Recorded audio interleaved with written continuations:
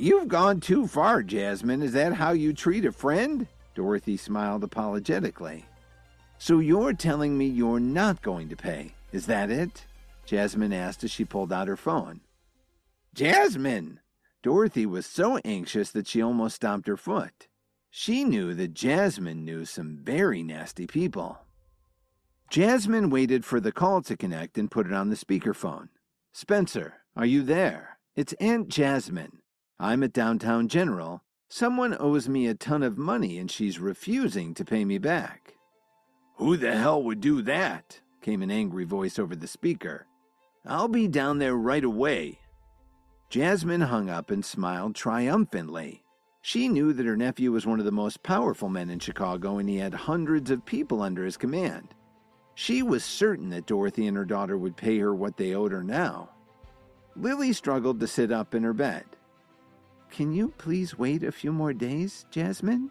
We really don't have that much money on hand today. Lily had heard James's nephew's voice and it sounded like he wouldn't try to resolve this peacefully. It's not that I'm being unreasonable, but there are certain things that everyone knows. You don't gamble if you don't have enough to cover your bets, Jasmine replied snobbishly. Dorothy and Lily were speechless. They all sat in awkward silence and waited for Jasmine's nephew to arrive. A little while later, there was a flurry of footsteps in the hall and the door flew open violently.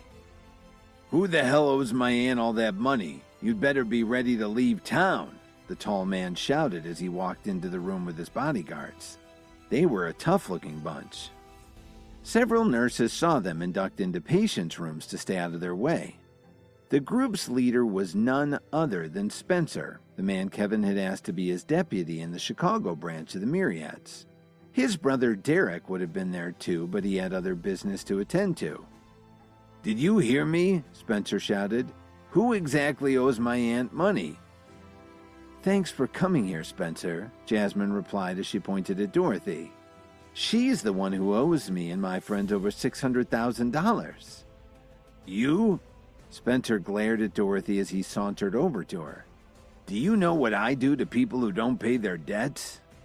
I didn't say I wouldn't pay her, I just don't have the money right now, Dorothy admitted reluctantly. She was absolutely trembling in fear. That's no excuse, he answered coldly. Our family really doesn't have the money right now. It'll take me a few days to get it together, Lily tried to explain. She was having a hard time talking. After all, she'd just gotten out of surgery. But she could see that the man's arm was covered with scars. He clearly didn't mind resorting to violence. Why are you wasting your time, Spencer? They said they don't have the money. Just take them, Jasmine ordered her nephew. His men started moving Lily and Dorothy with vicious looks in their eyes. Don't touch my daughter, Dorothy shouted as she stepped in front of Lily. She just got out of surgery and she shouldn't be moved. Go to hell, Spencer growled as he pushed Dorothy aside. Suddenly there was a furious roar from the doorway. Stop it right now. Kevin walked into the room and the Myriads were stunned to see him. Dorothy was actually relieved to see Kevin. She pointed at him and told the men, This man is my son-in-law. Just ask him for the money.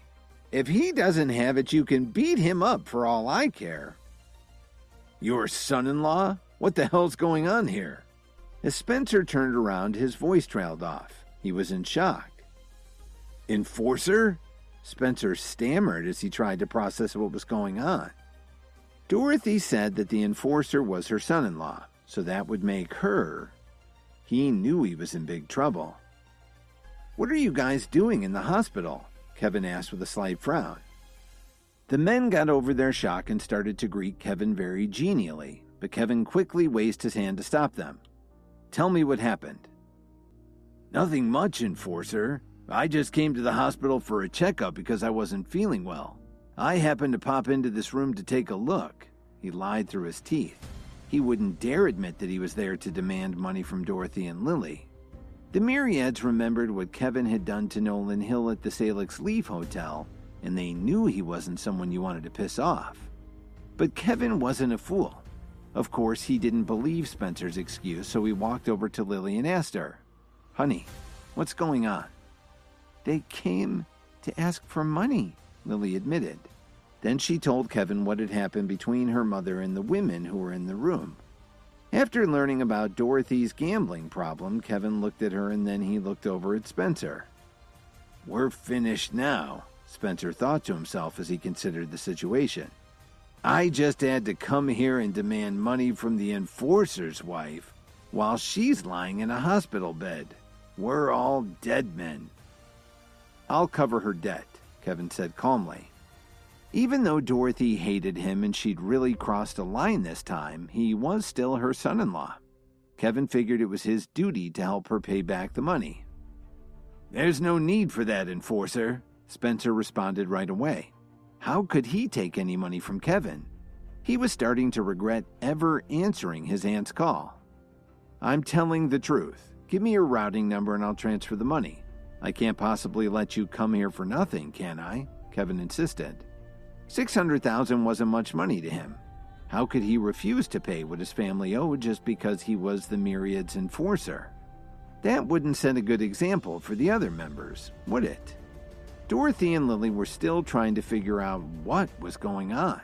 Please subscribe to the Pocket FM YouTube channel and press the bell icon for instant notification. Check out our channel for more such exciting shows.